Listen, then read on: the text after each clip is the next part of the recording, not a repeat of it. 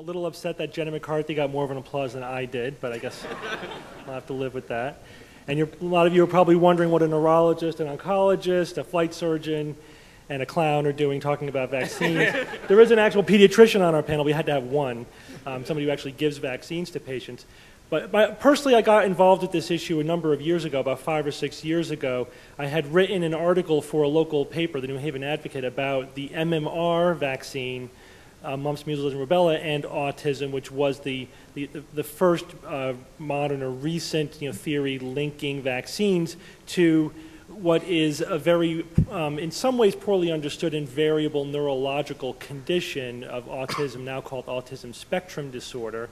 A British researcher, Andrew Wakefield, started the MMR autism scare, as we called it, with a very poor paper that was published in The Lancet, later recanted by some of the authors and withdrawn by Lancet itself, and shown to essentially be a bogus, if I could use that term, study.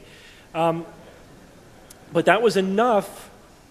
That was enough to set off a scare, which caused MMR compliance in Great Britain to plummet, and subsequent mumps, measles, and rubella diseases to soar. And I wrote an article reviewing the evidence. It was a brief piece, but basically concluding the science by then was in on MMR. There's no link between MMR and autism. This is a false scare, and it's causing a lot of harm. And the usual, I got the usual kind of responses from parents and people who were convinced that the MMR caused autism in their kids. But I also received an email by a journalist by the name of David Kirby. And David Kirby told me that MMR is not the issue, it's thimerosal. Thimerosal is a mercury-based preservative in some vaccines, although even by the time this was happening, it had already been removed mostly from vaccines in the United States, certainly from the routine vaccine schedule. But he had just published a book called Evidence of Harm. And he wanted me to know that there, in fact, is a lot of evidence of a link between thimerosal in vaccines and autism. So I said, okay, I have to do a follow-up article. And I had a discussion with my editor, and we decided we would do a much longer feature piece. And I actually researched this issue for about 3 or 4 months before I wrote the article. So this wasn't a kind of a one-off blog post that I write in 20 minutes. This was, I spent a lot of time really trying to wrap my head around this issue.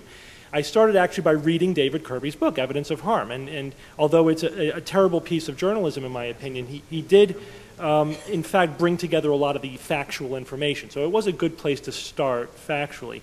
And I really tried hard to go into my research without the conclusion already set in my mind. Sure, I had an inkling that, if there were a legitimate connection, I think I probably would have heard about it before. So I definitely went in skeptical. Said, at this point, I was playing the role of a journalist, and I'm explaining a complex and controversial science topic to the public, so I wanted to get it right. So I didn't want to come down on the wrong side of this issue. So I said, I will be willing to be convinced either way. And starting off by reading a book which makes a strong case, at least in the author's mind, for a connection, at that point, I'm like, I'm not really sure at this point. There may be something going on here. I really have to delve deeper into this. If you get exposed to one side of any argument, it could seem compelling. But then when I actually started systematically going through the published research, seeing what the evidence really showed, by the time I finished my research and felt I was ready to write the article, I was convinced that there really is no link between thimerosal and autism. The science is pretty clearly shown that there is no link. The last nail in the coffin, as it were, this was a few years ago, about 2005 that I wrote the article, was the fact that thimerosal had been removed from the routine vaccine schedule in the United States by the end of 2002. Pretty much it was all gone. And David Kirby said, you're going to see autism rates come down. So, increasing vaccine schedule led to increasing autism rates. Now the thimerosal is taken out.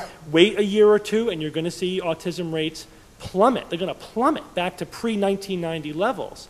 I said, you know what? If you're right, that in fact is what should happen.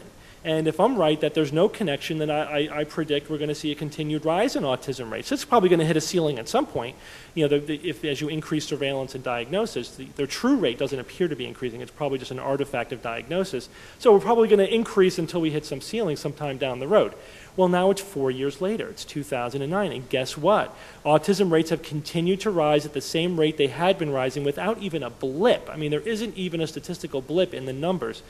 That, to any, I think, rational, critical thinking person, was the final nail in the coffin in the thimerosal vaccine and autism hypothesis.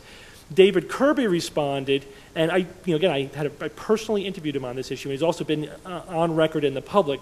He responded by moving the goalpost. Well, all right, it's not by 2006, but by 2007 you're going to see them come down. All right, well, by 2008, you know, because there was maybe still some doses out there. There's a lag in the whatever.